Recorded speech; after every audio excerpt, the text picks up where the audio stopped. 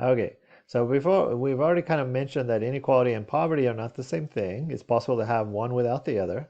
The second thing I want to make clear is that inequality is also not polarization. So many people, in fact, I would guess the majority of people, when they think of inequality, they think of polarization.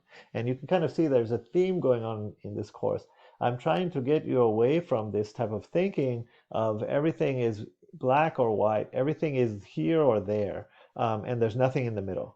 Because in reality, the world is a continuum. There's tons of things in the middle, and people tend to like to simplify the world and think of it as these two different things, and that are opposites with nothing in the middle, and that is very inaccurate. But it's also misleads you when trying to understand the world, especially when we're trying to understand developing countries. So inequality, well, inequality is when each individual or household does not have an equal share of income or wealth, and the more unequal they are, the more inequality we have. Okay, that's inequality. Polarization is when the society is divided into two poles, two different groups. So there's, like, for example, high income, a group with very high incomes, and the rest, and another group with very low incomes, and almost nothing in the middle. Not very much in the middle. That's a polarized society, right? And Marx talks a lot about this polarization situation, right? Where we get about leading to these two polarized groups, and movements like the Occupy Wall Street, some of the rhetoric they use also is very focused on this polarization kind of idea. And when many people talk about the economy, talk about inequality, they seem to be talking about polarization.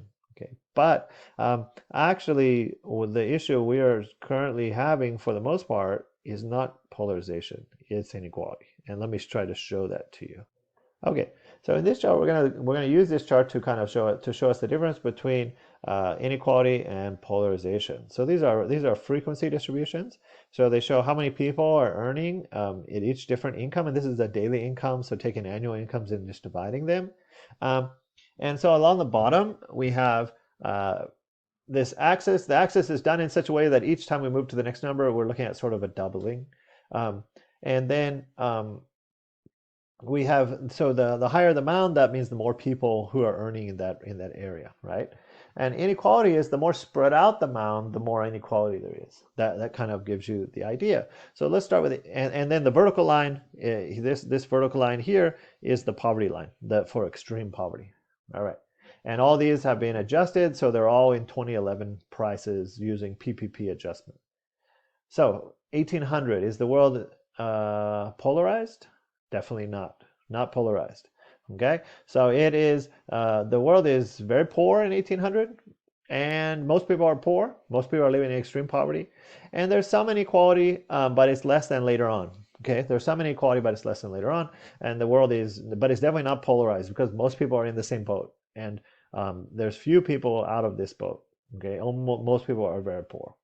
1975, the world is polarized. So how do we know it's polarized? Well, we kind of see these two different groups. So there's a group here, and there's a group here, and down in the middle is lower or less. So it's not just a kind of spread out, kind of normal looking distribution. It's got these two peaks, and so this is polarization right here.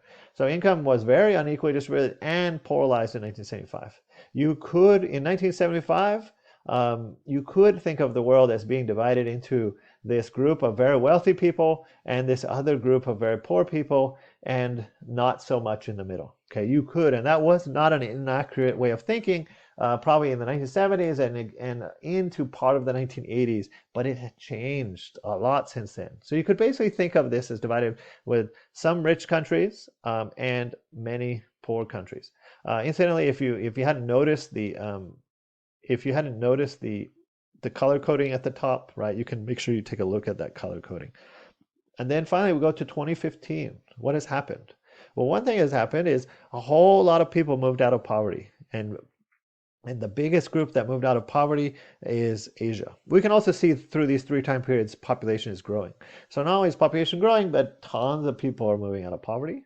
All the line has shifted to the, I mean, all the distribution has shifted to the right. So even amongst the wealthier places, they are wealthier than they were in 2015, right?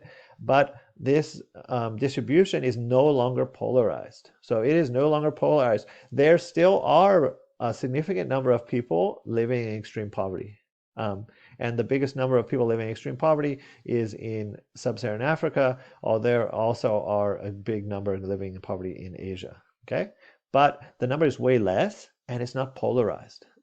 There's a big number of people in between. There's a good number of people who are quite high income, and then there's a lot of people in the middle, and there's some people living in extreme poverty. Okay, so the world again is not polarized once we look at this idea. So this idea is very important. It's very important to separate these two ideas, because the thinking, the psychological sort of thinking about this is totally different if you think of the world as being polarized and divided into rich and poor, or if you think of the world being a continuum of some rich, some poor, and many people in between.